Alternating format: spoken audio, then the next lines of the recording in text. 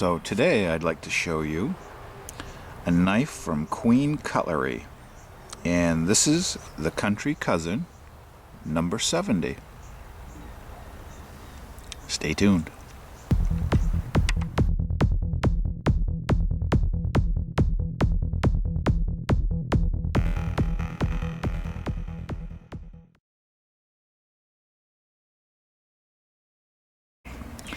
So here we have the Queen Cutlery Country Cousin, which is, I believe, Queen's working man's brand, or line, I should say, of knives. And this is in a sodbuster pattern, like Case knives. And I would compare this to Case's Sodbuster Jr.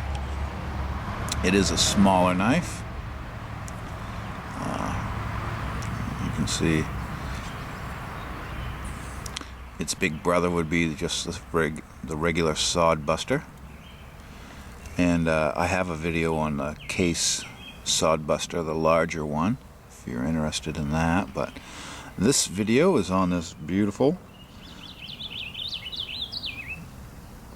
synthetic handled Sodbuster Jr. style, and it's Queen's number 70 pattern, I believe it's called, and it has black, I believe it's Delrin handle scales, and you can see we have a brass pivot pin and brass pin construction. We have brass liners. You can see the layers on the back on each side of that spring. This is a non-locking slip joint knife, and the blade steel, it's a drop point style blade, and this is D2 blade steel, so a nice blade steel that will hold an edge and is relatively easy to work with as far as sharpening. I don't feel like you can see that very well. Country Cousin. There's our Country Cousin right there. And made in U.S.A. and the number 70 pattern. Show you a tang stamp.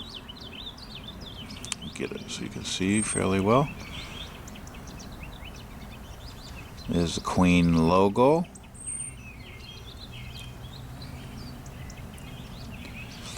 Oh, sorry for the shakiness, trying to get that glare and the shadow out of there. U.S.A. with the D2 blade steel.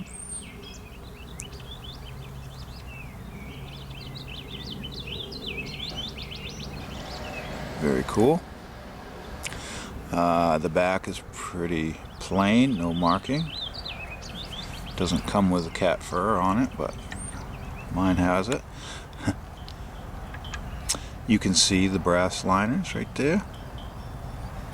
And this particular knife has very strong snap to it. As far as, I would say that's a 7 or 8 on the scale of 1 to 10 on blade stiffness for the spring,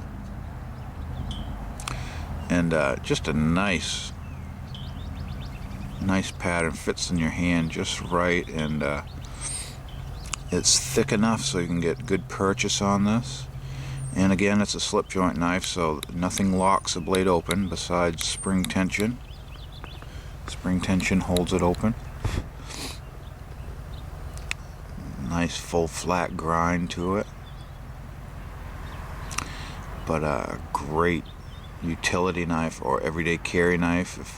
If you're not into the pocket clips and locking blades and like more of a traditional knife, this is a nice compromise between blade length and overall knife size, so you get quite a bit of knife for a smaller package. And the way it's curved, it carries well in the pocket if you don't mind a little bit of a thicker knife. But just a wonderful knife from Queen. And I have this exact same knife, and I'll roll that into the footage in a minute here. But I have the exact same knife that has that I'll show you that has years of use on it, and I'll show you how that's held up over the years and compare that. But what a nice little knife, and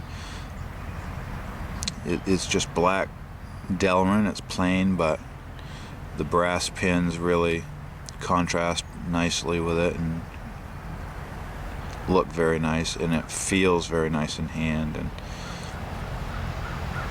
nicely rounded on all the edges, so it's very comfortable in hand. And you get the nice D2 blade steel, and that is a carbon steel, so you need to keep it dry and keep it oiled.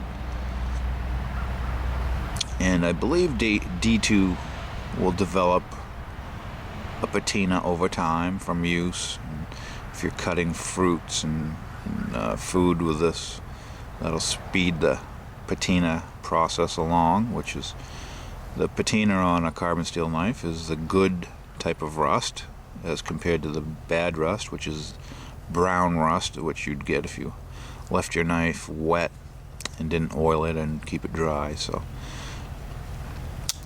very nice. And I'm gonna go grab the used model for you and show you how that compares to a brand new one. Okay, so here's the new, and here's the old. As you can see, pretty much identical, but upon closer inspection you can see the Delrin has lots of scars and scratches and character to it. You can see we have quite a gap in between the brass liner and the back spring,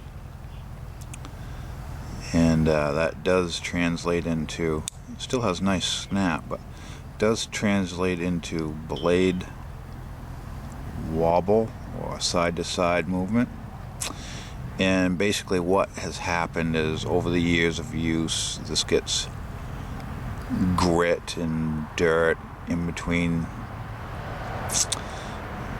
the back spring and blade and the liners, and it slowly pries the knife apart. And you know, with normal use, how many thousands of cuts into things this has made. It's pretty much just spread the liners and handle scales apart along. This may show you the construction here. You can see the giant brass rivet, but inside, in the middle of that, you can see the actual pin that goes all the way through to the other side. It goes through our handle scales and through our liner, through our blade, through the other liner, through the other handle scale, and it comes out this side. You can't actually see the brass here because this side stayed exactly where it was originally put, so it's almost invisible here. But on this side you can see where the knife is spread, it's pulled the pin, the center, that little circle in the center of this brass is actually pulled in and allowed our knife to spread apart. But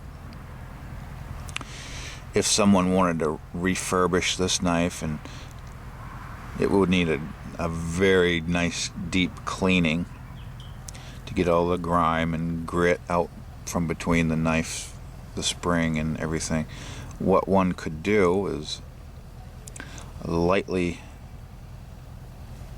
put this on a hard surface and lightly tap this back together, and it would kind of re-mushroom the tip of this brass pin, and then you would pretty much get rid of most of the blade play in this. But I don't use this knife anymore.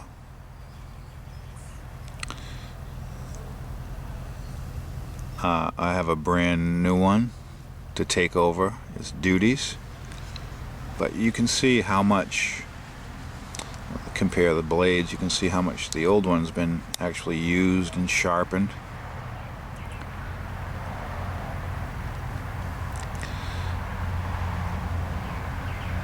You can see it does have like a hand sharpened edge on it, and it's almost has like a concave portion of the blade. Instead of being straight across through here, it kind of scallops in from years of sharpening and years of use. And you know, a lot of your hard cutting tasks are actually done on this first inch and a half of your blade, because you know that's where you get your most power from. But keep our other knife in the shot here, but I don't know if the camera will pick this up, but you can barely see the Country Cousin etching that's left on this. I can see, if I bend it, if I angle it just right, it's hard to see through this viewfinder in the sunshine, but hopefully you can see the faint Country Cousin etching on here. And one interesting thing I noticed, compare blade tangs of the old and the new. Again, to refresh your memory, that's what our new blade tang looks like. And remember, this one said, where'd you go? Number 70, right there. Well, the new one, the old one, excuse me, has a different logo, and it actually says 76 on here. Now, I don't know if they've changed their pattern number or if that's the actual year number on this knife. I didn't buy this brand new. This was given to me. But yeah, so it has a different tang stamp on here. And I haven't done any research on the Queen Cutlery tang stamps, but I'm guessing that with a little digging I could actually find out what year this was produced, or close to it, with these markings compared to the new markings. But everything else is identical as far as brass liners, and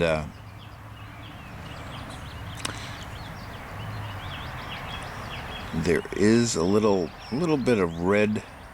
There is a little bit of red rust kind of around this nail neck, and that nail neck needs a good scrubbing. That's kind of got packed in grease or some type of dirt. But I'm not 100% sure. This model was D2. It may very well be, but it also may be a stainless steel. I don't know for sure if they offered different options in blade steel for these. But the old and the new, and I don't know if this video is doing the justice on the detail of this older one, but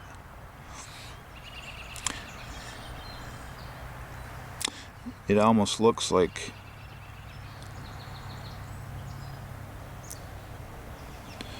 maybe it is a totally different pattern. Maybe it is a 76 pattern, because it seems to be more overall curved compared to the number 70. But that's about as close as you can get to being the same knives. And again, maybe the tip of this has been reground. You can see it has a shorter blade tang. The distance between the cutting edge and the handle there is different. But they are made by Queen, and they are the Country Cousin, and they may have gone from a 76 to a 70 pattern, if that is in fact a thing. And I'm sure there's experts on Queen Cutlery that may run across this video, and I'd love to hear the details on the differences of these knives, if that's something you know of. But I just thought I'd share what I have here, and I hope you like it. And you can see how well they do hold up. I mean, this knife looks like it's battle tested, and it's been hand sharpened from what I say many times, and it's still serviceable, especially like if I said if I cleaned it up good and kind of pin this together, a little bit of light tapping with a small ball peen hammer, I think this would tighten back up nicely, and you could still use this for years and years to come. So it's definitely the old and the new. And I thank you for watching, and hopefully you enjoyed this video. And if you run across a Queen Cutlery Country Cousin number 70, I recommend it. Scoop it up if you can find one. I believe they come in different colors too, orange, yellow, and their yellow is a more lemon yellow than Case's yellow is more of a cream color instead of a bright yellow. But I know Queen's Country Cousin's yellow is a nice vibrant yellow, is their orange. And I've seen YouTube channel Mr. Rampro, I believe. He collects these patterns, and he has a beautiful, I believe it's a green micarta handled one of these, and it is just gorgeous. So thank you for watching. If you're not already subscribed, hit that subscribe button so you can get all my videos as they come out. And have a great day, everyone.